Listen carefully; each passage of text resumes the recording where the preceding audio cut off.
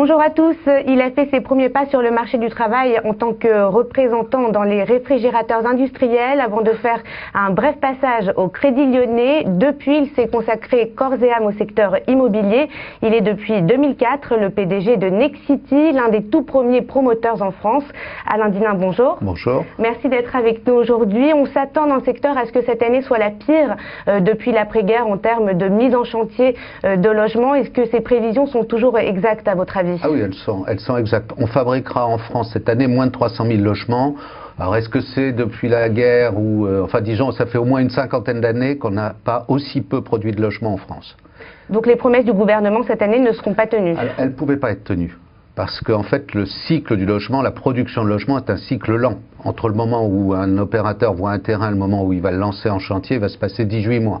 Donc le gouvernement est en place depuis 12 mois, donc forcément, nous savions qu'en 2013, cette année, on aurait une baisse forte de la production de logement. Ce qu'on espérait, c'est que les mesures qui seraient mises en place permettraient simplement, à partir de 2014, de se dire, ça y est, on est reparti à la hausse en termes de construction, de telle façon à ce qu'un jour, on puisse non pas approcher les 500 000 logements par an, mais revenir par exemple au niveau de 2007, aux alentours de 400 000 logements par an. Une année qui a été bonne pour la construction, qui a créé de l'emploi, qui a donné des recettes de TVA, qui a été bonne pour la croissance, mais qui a été aussi bonne pour la production de logements sur l'ensemble du territoire. On commençait à ce moment-là à voir les prix se tasser un peu. Et donc, à votre avis, les mesures prises par le gouvernement ne sont pas assez incitatives? Alors, en fait, les mesures, le logement, c'est un tas de toutes petites mesures. On parle du marché du logement, par exemple, alors que celui de l'Île-de-France et celui de la région marseillaise n'a pas grand-chose à voir. On parle de mesures phares, comme il faut faire quelque chose sur les terrains, mais en fait, c'est une addition de mesures. Alors, il y a eu toute une séquence depuis le mois de septembre qui était plutôt positive. Le gouvernement prenait des mesures disons constructives pour aider la construction de logements. On a remplacé le cellier par le Duflot pour inciter les investisseurs à venir.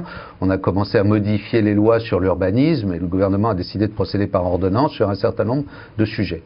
Et puis là, depuis quelques semaines, on a une séquence par Cécile Duflot, qui est le ministre du Logement, qui est une séquence que j'estime, en ce qui nous concerne, chez Nexity, que nous estimons politique, de base politique même, qui consiste à venir dire, sous prétexte d'aider les locataires, de venir dire à un des grands acheteurs de l'immobilier, c'est-à-dire l'investisseur, n'achetez pas. C'est-à-dire que pour vous, l'un des volets les plus controversés du projet de loi Duflot, c'est celui sur la protection des locataires. Alors en fait, c'est intéressant. Enfin, je comprends Cécile Duflot qui veut protéger les locataires, mais pour que vous ayez un équilibre économique, il faut aussi qu'il y ait un propriétaire qui a envie d'investir. Le marché du logement neuf, c'est un marché où il y a deux populations d'acheteurs. Il y a un primo-accédant, celui-là on a déjà fait beaucoup de choses pour lui et si on augmente on va le surendetter et ça va avoir de mauvais impact. L'autre côté on a l'investisseur, c'est l'investisseur privé ou l'investisseur institutionnel, lui il veut 3,5 de rendement actuellement dans le marché compte tenu du prix de l'immobilier puis des loyers, les gens ne peuvent pas monter les loyers, enfin le marché du loyer était très stable depuis 2-3 ans. Maintenant, c'est vrai que c'est dur pour une personne qui a très peu de revenus de trouver un logement à la location. Donc, il y a un équilibre à trouver. Mais aujourd'hui, un investisseur qui avait 3,5 vient de voir, par les quelques mesures que vient de prendre Cécile Duflot dans les 3-4 dernières semaines, vient de voir son rendement baisser de 1%. Donc, pourquoi voudriez-vous qu'un investisseur vienne acheter un logement à 2,5 de rentabilité avec tous les soucis si le locataire ne paye pas, le jour où il faudra revendre, avec une fiscalité extrêmement lourde? Ben, au fond, ces gens-là ne vont pas investir dans ce secteur. Et s'ils n'investissent pas dans ce secteur, nous, les promoteurs, nous ne construirons pas des logements. Est-ce que vous arrivez justement à chiffrer les conséquences de ce volet? Oui, j'estime que ce volet, ça représente à peu près 1% de taux de rendement. En fait, Cécile Duflot donne un gage à sa population, à ses électeurs de gauche, parlons simplement. Elle oublie de s'attaquer à la problématique en amont qui est en fait le prix de revient d'un logement. Je lisais dans un article qu'elle a fait, beaucoup d'interviews la semaine dernière dans de nombreux journaux. Dans un de ces journaux, elle parle du logement comme bien de première nécessité. Les biens de première nécessité en France sont à une TVA à taux 5%. Le logement en France est à 19,6%. Le principal bénéficiaire aujourd'hui des taxes sur le logement, c'est l'État. Alors si c'est un bien de première nécessité, on va jusqu'au bout, on baisse la TVA. On est comme en Allemagne, TVA 0 sur le logement. En Italie, TVA 4% sur le logement neuf. Donc il faut être cohérent. ne s'attaquer qu'aux propriétaires en disant aux propriétaires, voilà les éléments, plafonnement du loyer, les honoraires de location, c'est vous qui allez les payer, les charges de copropriété vont augmenter, la plus-value vous sera peut-être déduite l'année prochaine, etc. Tout ça, ça ne va pas amener les investisseurs à venir. Et donc je dis que toutes les mesures qui viennent de prendre et qui allaient dans le bon sens sont contrebalancées par les petites mesures du dernier plan Duflot qui va dans le sens exactement inverse de l'envie d'acheter. S'il n'y a pas d'acheteurs, il n'y aura pas de construction. Et donc 2014, qu'on pensait pouvoir faire évoluer et voir remonter en termes de construction, sera pas mieux que 2013. Du coup, à votre avis, quel serait l'équilibre idéal à trouver entre le propriétaire et le locataire pour arriver à fluidifier le marché? Je pense que ce n'est pas une question d'équilibre entre le propriétaire et le locataire. Bien sûr qu'il faut reprendre les éléments du contrat. Que les bailleurs soient moins... il faut qu'ils aient un rendement. Il faut qu'ils aient un rendement, qu'ils sachent, par exemple, qu'on leur dise que si un locataire ne paye pas, il sera viré, pour parler de façon un peu vulgaire.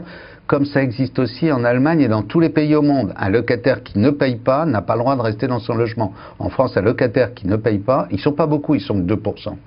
Alors que pour ces 2%-là, on dise aujourd'hui à tous les propriétaires de France, vous allez devoir prendre et payer une garantie universelle de loyer qui va juste augmenter, vous, les charges de vous, propriétaires, et bien à un moment donné, le propriétaire fait tous ses comptes, tous les impôts qu'il a payés sur le logement, le rendement qu'il n'a pas, il ne va pas y venir. Dans ce projet de loi, qu'est-ce que vous garderiez et qu'est-ce que vous mettriez à la poubelle? Alors, je garderai le plafonnement des loyers par zone, bon très bien, mais en fait après ça je ne m'occuperai pas des honoraires de location. Les honoraires de location qui vont devenir la charge des propriétaires, personne n'est obligé d'aller dans une agence immobilière pour prendre son bien en location. D'ailleurs la plupart, 70% des locations se font en dehors d'un marché de l'agence immobilière.